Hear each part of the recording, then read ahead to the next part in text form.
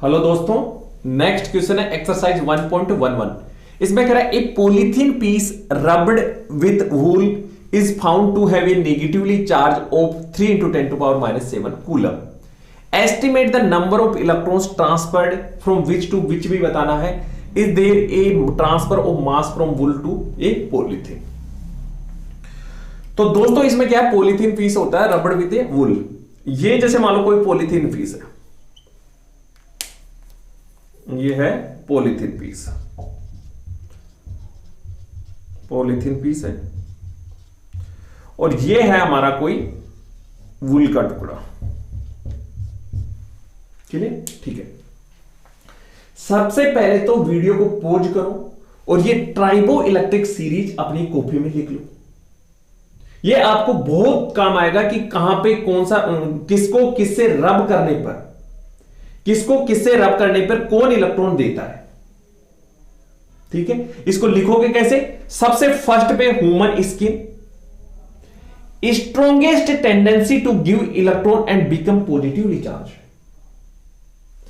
First देखो, ये इधर से लिखना, फर्स्ट सेकंड, इधर इधर इधर इधर इधर। अब ये मेरे पास में जगह नहीं है, इसलिए ये वाली जो लाइन है ये कहां पे आएगी? नीचे आएगी इसके। समझ में आया? वुड इसके नीचे आएगा, फिर हार्ड रबर इस तरह आएगी। सबसे ज्यादा एक काम करो, वुड नहीं, इसको काम करो ये वाला आएगा, ये। आप ध्यान से सुनो, ह्यूमन स्किन को रबिड फर से अगर रब करोगे, जैसे मान लो एक काम करो, आप छोड़ो इसको, रबिड फर और ग्लास को करो। रबिड फर और ग्लास को अगर रब करेंगे तो रबिड फर अपने इलेक्ट्रॉन्स ग्लास को दे देगा, ये पॉजिटिवली चार्ज हो जाएगी, ये नेगेटिवली चार्ज हो जाएगी। ऊपर वाली स्ट्रॉन्गेस्ट टेंडेंसी होती है इलेक्ट्रॉन देने की। Are you getting my point?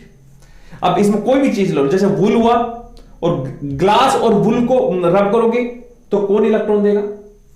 Glass वुल को इलेक्ट्रॉन्स देगा, ये पॉजिटिवली चार्ज हो जाएगा और ये नेगेटिवली चार्ज हो जाएगा। कॉपर को सिल्वर से करोगे तो कॉपर इलेक्ट्रॉन किसको देगा? सिल्वर को देगा। ट्राइबो इलेक्ट्रिक सीरीज में जो ऊपर होता है उसकी स्ट्रॉन्गेस्ट टेंडेंसी होती है इलेक्ट्रॉन देने की चाहत होती है, और जो नीचे होता है उसको इलेक्ट्रॉन लेने की चाहत होती है। क्लियर हो? ठीक है। अब एक बात, पॉलीथीन पीस को अगर वुल से रब करोगे तो वुल कहां पे आ रहा है? यहां पे आ रहा है, और पॉलीथीन यहां पे नीचे ये इनमें आएगा। तो ऊपर वाले की टेंडेंसी होती है इलेक्ट्रॉन देने की, मतलब अगर इन दोनों को रब करोगे तो इलेक्ट्रॉन यहां से ट्रांसफर होंगे। अगर वुल और पॉलीथीन पीस को रब करोगे, वुल पॉलीथीन को रब इलेक्ट्रॉन्स देगा, यहां से इधर ट्रांसफर होंगे। क्लियर? ठीक है। Estimate the number of electron transfer. तो इस पे कितना चार्ज आ गया? Polythene piece rubbed with found negatively charge. अब नेगेटिव चार्ज किस पे आया? इस पे कितना आ रहा है? 3 × 10⁻⁷ कूलम। और इस पे कितना आ जाएगा? ये नेगेटिव, और इस पे आ जाएगा +3 × 10⁻⁷ कूलम। क्लियर? कितने इलेक्ट्रॉन ट्रांसफर हुए? 1.6 × 10⁻⁹ कूलम में एक इलेक्ट्रॉन ट्रांसफर होता है। 1.6 × 10⁻⁹ एक इलेक्ट्रॉन का चार्ज होता है। तो 1 कूलम के लिए कितना हो जाएगा? 1 / 1.6 × 10⁻⁹ इलेक्ट्रॉन्स। 1 कूलम के लिए इतने इलेक्ट्रॉन्स रिक्वायर्ड होंगे। तो कितना कूलम चाहिए? इतना। तो 3 × 10⁻⁷ कूलम के लिए कितना चाहिए? 1.6 × 10⁻⁹ इंटू 3 × 10⁻⁷ कूलम, वो इलेक्ट्रॉन्स। इसको ये देखो 1.6 से इससे करोगे तो ये आ जाएगा आपके पास में 1.875, और ये ऊपर जाएगा तो 10⁻, पॉजिटिव 19 हो जाएगा। तो 3 और 9 कितने होते हैं? 12। तो 10⁻12 इलेक्ट्रॉन्स आ जाएंगे। इधर लिख लो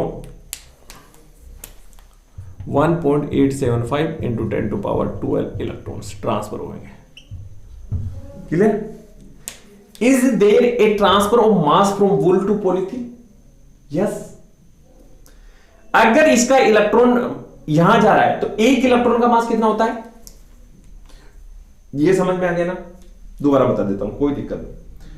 1.6 into 10 to power -19 coulomb charge एक इलेक्ट्रॉन का होता है, तो इसमें एक इलेक्ट्रॉन ट्रांसफर करना पड़ेगा। अगर मेरे को इतना चार्ज चाहिए तो एक इलेक्ट्रॉन ट्रांसफर चाहिए। अगर 1 कूलम चाहिए तो ये अपॉन चला जाएगा, ये हो गया। 3 इंटू 10 टू पावर -7 चाहिए तो ये गुणा हो जाएगा, तो ये वैल्यू आ जाएगी, वो आ जाएगी। क्लियर? इसको रब कर दूं।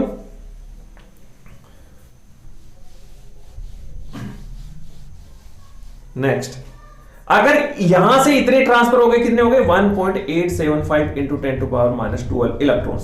एक इलेक्ट्रॉन का मास होता है 9.1 इंटू 10 टू पावर -13 kg। इसको दोनों को गुणा करोगे तो ये अप्रोक्सीमेटली 17 आ जाएगा इंटू 10 टू पावर -12 और -31 8 और 10 टू पावर -19, तो ये 1.7 इंटू 10 टू पावर -18 kg। तो दिस इज ए वेरी, बहुत ही कम है, तो इसलिए इस there is a transfer of mass from the wool to polythene, yes, लेकिन नेग्लिजिबल मास है। 1.7 इंटू 10 टू पावर -18 kg, कितना कम है, लेकिन ट्रांसफर तो हुआ ना, इलेक्ट्रॉन का मास हुआ, इलेक्ट्रॉन ट्रांसफर हुआ तो इलेक्ट्रॉन का मास भी कम होगा ना, तो यहां इतना मास कम हो गया, यहां इतना मास बढ़ गया।